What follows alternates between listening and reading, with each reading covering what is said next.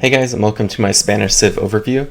In this video, I'll be going over the unique units and technologies of the Spanish, as well as going into the unique cards and team cards available to them, and finally wrapping up with some gameplay for the general playstyle of the Spanish and kind of what you can expect overall from the civilization. So let's go ahead and get started with the civilization bonus. So faster shipments from home city, so basically they earn XP faster, and so they can get more shipments out. This can be helpful for, pretty much any strategy that you're going to use. Pretty much just like an overall very good civilization bonus, as it can allow you to get key shipments out earlier. So I don't have too much else to say about it, but I definitely do like the civilization bonus a lot, just because of, it applies to pretty much any build you are going to try. It just allows you to, get those shipments out faster than you would otherwise. So next, let's take a look at their Royal Guard units. So they actually have 3 Royal Guard units.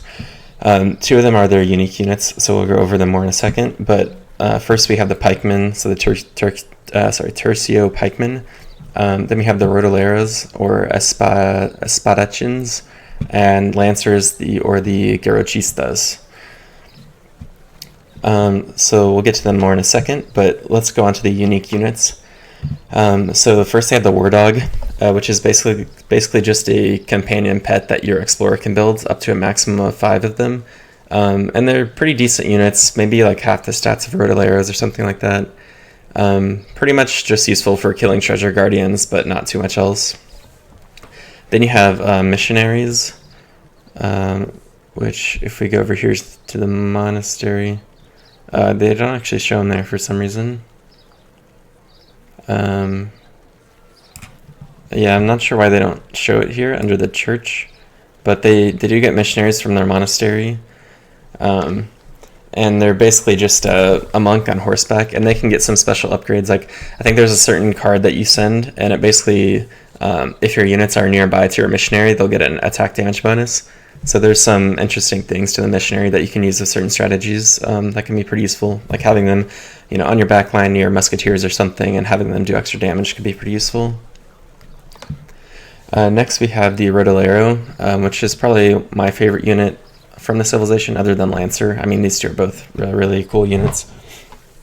And they're both melee units. So first we have the rodolero, and this is basically a very fast melee infantry unit with decent attack and health points, or hit points. And they have a 3.5x bonus versus cav, a 2.25x bonus versus shock infantry, and they can also use a cover mode to reduce range damage taken by even more, but it does sacrifice half your movement speed. So they're pretty good versus cav and light infantry, and they still fare decently well versus heavy infantry, although they will lose if there's a lot of them. But if you're pairing them with other units, like skirmishers, then you'll still probably be doing fine.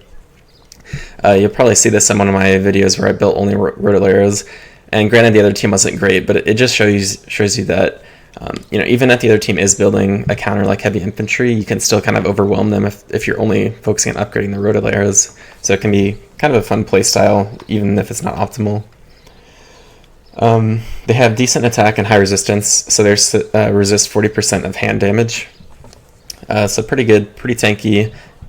Pretty good damage, just a overall very good unique unit. And next we have the Lancer, which is sort of similar, but is a cavalry unit. And so the Lancer is heavy cavalry armed with the lance for killing infantry. I'm sorry, I didn't scroll over these, but it says fast moving sword and buckler infantry. But yeah, so the Lancer has good attack, it has good resistance, it's good versus infantry.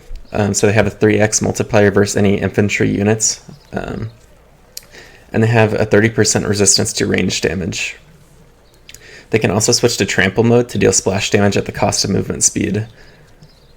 You can also get the Caballeros card, which we'll get to in a little bit, to upgrade the range of their attacks and to improve the DPS while massing your units. So basically, if you have 3 lines of these units, they'll basically be able to attack over each other. Or versus ranged units to chase them down easier.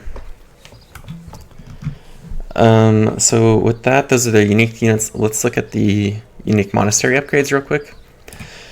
So they have Royal Alabarderos, ships 13 skilled halberdiers from the homeland. Not amazing, honestly. It's 1,000 wood, and you're only getting 13 halberdiers, so I don't know that if that's really worth getting. I probably wouldn't get it. I think this is unique actually. Corselet armor breastplate increases hit points but reduces speed of heavy infantry such as musketeers, rollers, and pikemen. So if you want your guys to be tankier at the cost of speed, which is debatable, it depends on the situation. And then finally we have wild geese. So for 2,000 food, ships 10 of the famed wild geese mercenary cav, 10 hackapels. So if you have a lot of extra food and you just want to get some more mercenary units out or something, then you might want to take this if you're using the unique monastery upgrades. But I think overall it's not amazing. They're unique monastery upgrades, probably not worth taking in most games. And then lastly, since they're European Civ, they obviously have the revolution option. And they can revolt into Mexico, Peru, Argentina, Gran Colombia, or Chile. And just reading the last of this description, they were one of the greatest colonizers of North and South America, known for having acquired great wealth from the colonies during the 17th century, focused primarily on South America, developments in Europe, often entangled it in the affairs of other colonizing nations. So yeah, that's all the unique units and technologies to go over with the Spanish here. Now let's jump into their unique and team cards to get a sense of what kind of decks you'll be looking to build with them. So now let's look at the unique cards for the Spanish. So first, in the Exploration Age, we have Advanced Trading Post. So trading posts are cheaper, stronger, and gain an attack. So kind of similar to how the default Incan trading posts work. So they get an attack with them and they cost less, have more hit points. So just a stronger trading post. This could be pretty strong with the strategy. You know, if you're like 1v1s, 2v2s, and you're trying to make a trade monopoly, you could kind of like pair with the Inca and just, you know, make really strong trading posts and trying to, you know, take over all the trade. In combination with their Civ bonus for faster shipments, you can basically get out a ton of shipments very quickly and get a huge advantage that way. So definitely a strategy worth looking into, or just as part of your strategy, taking over trade post. It will probably be hard to fit in your build if you're taking something like 3 settlers or, you know, wood or gold to do some other strategy. But it's worth considering if you want to go for something unique where you're focusing on trade mostly. And then we have capitalism for the rest of your game. A small trickle of coin enriches you, so it adds 1.25 to coin trickle rate. You probably won't be using this on like any kind of rush strategy, or, you know, even a fast fortress. This might be questionable because it'll be a little slower than getting just villagers or food or gold. But if you're doing like team games or something, you might consider, you know, picking this up in the first age, like maybe staying in the exploration age slightly longer, picking up the trickle rate, and over time this will really benefit you in those games that go really late. Okay, yeah, and then on to the commerce age. I'll first start with this one here. So Tercio Tactics, all of your pikemen transform into rodoleros. So if maybe you're defending against a cav rush or something, you build up pikemen, defend that, build up an army of pikemen. You could turn these into rodoleros and then go for some raiding if that's what you want to do. And then these aren't, you know, these are unique, but the main reason I put these in here is in one of my previous videos, a commenter had mentioned, you know, consider putting cards like unit type cards that are specific to the Civ and that are, you know, core to the certain gameplay style of the Civ. So I'm basically just going to put in some other cards with these that I think would be really useful for the Spanish for certain strategies. Obviously I won't cover everything, but just some general cards that I have experience with and that might be helpful for some of you to look at. So in the commerce age, you don't have too many unit options, honestly. But some that you might be interested in is the 8 pikemen or 7 rodolero if you're going for a commerce age rush. Those will definitely help you out a lot if you're building musketeers and you want some pikemen or rodoleros or something to supplement that. And then moving on to fortress age, if you're going for something like a fast fortress, which a lot of people will be doing at Spanish to get out those lancers, then you can take something like the 5 lancer and 5 hussar shipments. There's also 4 hussar, 4 lancer. Up to you how many unit shipments you want to have in your deck. We also have this Caballeros upgrade, which I would pretty much always recommend taking as a Spanish. So Lancers do increased damage to infantry and can strike from range. So this is a really good upgrade. They'll obviously do more damage, but the fact that they can strike from range will just help you in every situation. You know, if you spam a whole block of them, it helps them attack over each other. And also, if you're trying to chase down ranged units, this will help you as well. Then we have colonial estancias. Town centers provide so much population that you don't need houses. So I guess if you're going for some kind of fast fortress and don't want to worry about wood and building more houses, then you could pick up this card to just have all your population accounted for just with your town centers. Then we have Spanish gold, which is another one that's really good in team games. So anything going for a late game strategy, you could take this. Precious metals from the New World grant additional coin with all your shipments, starting with this one. So you get a 400 coin crate with every single shipment. So that's a pretty awesome one because, if you're going for late game strat, you'll have maybe like 8 cards here, 8 cards, and Industrial Age also. So, I mean, I don't know what that is, like 16 cards times 400 coin. That's how much extra coin you're going to be getting from all the shipments. So definitely an awesome card for economy booms into the later ages. Then we have Armada, so for naval games, warships hit points and line of sight increased. Hit points by 20% to line of sight. So, you probably won't be playing a lot of naval maps, but if you are, definitely take this card. Then in the Industrial Age, we have Spanish Square, ships 10 pikemen and 8 rodoleros. So if you really want to get out those pikemen and rodoleros for whatever reason, maybe in a pinch to defend your base, then you can use this. You could also combo this with something like Tercio Tactics. So you're getting 10 pikemen, you convert them, now you have 18 rodoleros, and you could go for a big raid or something. I don't know. Consider, combining your cards, seeing kind of what kind of unique tactics you can come up with. Then we have Blood Brothers. All Native American allies are improved to champion level. That could be pretty good in late game if you have a lot of native posts and want to upgrade those without paying for all of that. And then lastly, we have Spanish Treasure Fleet, so ships 3 galleons. So another one on a naval map. Consider taking this just to get out some extra galleons. Saves a lot of money, or a lot of your economy if you ship this. Alright, so that's all the unique cards. Let's move on to the team cards. So Spanish are pretty unique, and their team cards pretty interesting because they have so many of them, especially in the first age. I mean, they have 6 in the first age, which is kind of unheard of. So let's go ahead and get into this. So first they have Team Explorer combat. So Team Explorer attack and hit points increased by 20%. I'm not really sure how useful this actually is. If you're really going for some kind of crazy, taking all the treasure strategy, maybe you could do that. Not sure how effective that would really be in team games. A lot of the team games I do go pretty late, so I don't take this. I think it's hard to justify that. Team cheap barracks. Team barracks are much cheaper. Blockhouses, war academies, all that is cheaper. Depending on which one it is, will determine how much cheaper it is. Another one where I wouldn't necessarily take it unless you're specifically going for a strategy with your teammates involved around this, like maybe a rush, and your ally has a specific strategy where their barracks is going to cost less, and they can rush earlier or something like that. There's definitely interesting strategies you can do with some of these, but in most games, unless you're specifically planning around that, I probably wouldn't take them, and this is another one of those cases. So this is one that's not one of those cases. I would, almost always consider this. I don't know if I'd always take it, but definitely consider it. Team Archaic Soldier Training, so Team Early Period Foot Archers, Crossbowmen, Longmen, Pikemen, train faster. I don't think it actually says in here, but I have read other people saying this affects rodoleros too.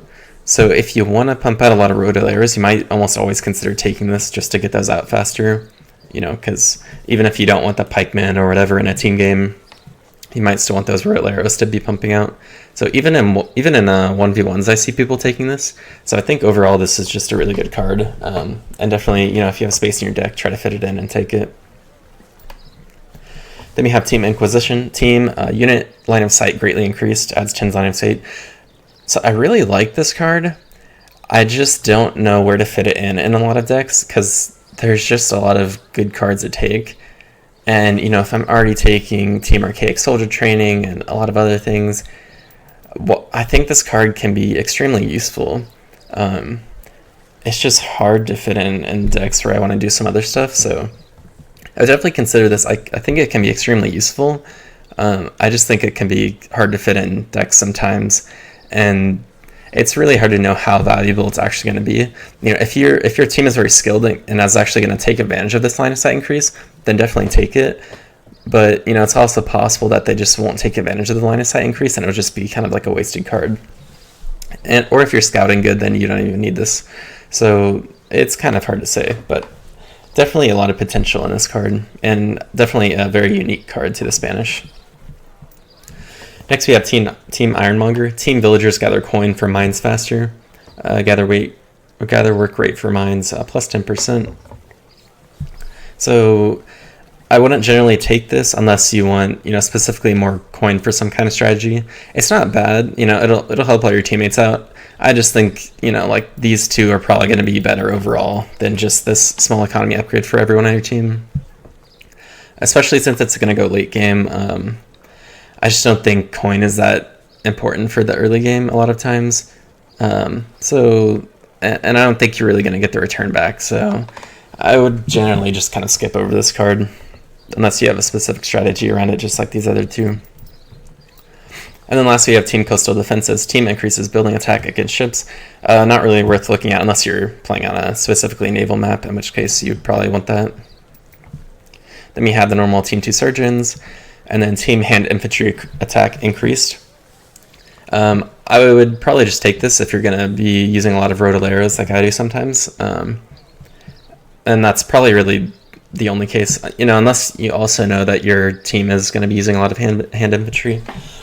You can make some pretty awesome strategies around this, like if your teammate's building a lot of samurai or other just really good hand infantry, you can combo this with them, and then you build the Rotoleros, and you can just do some pretty crazy strategies around just building a lot of infantry with Spain and Spain's allies.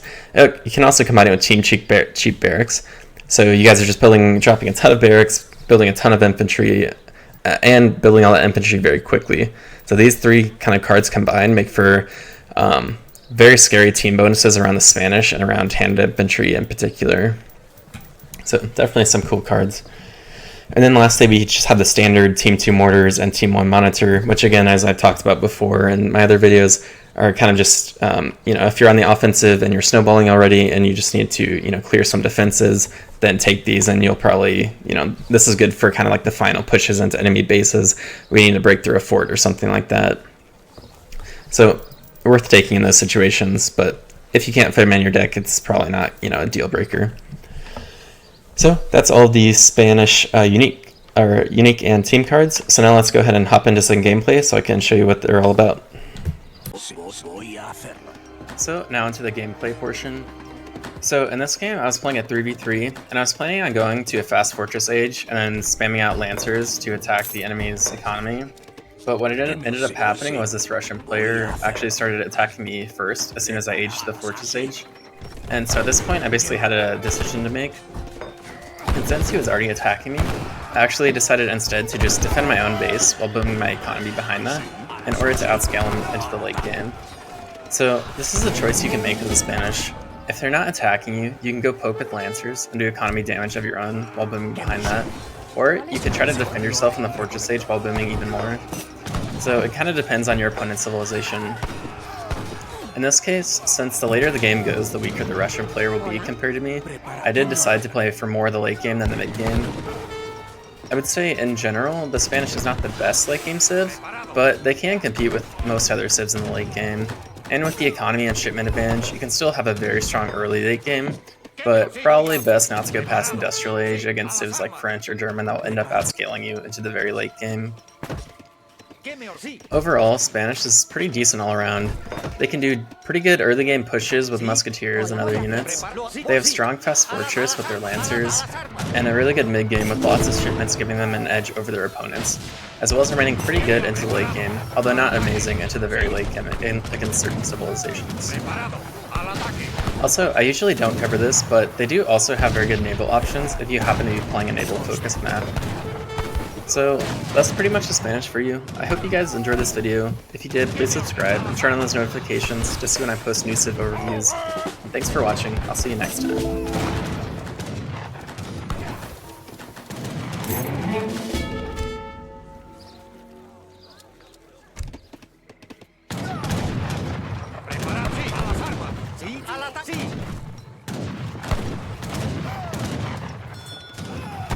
Sí, leñadora.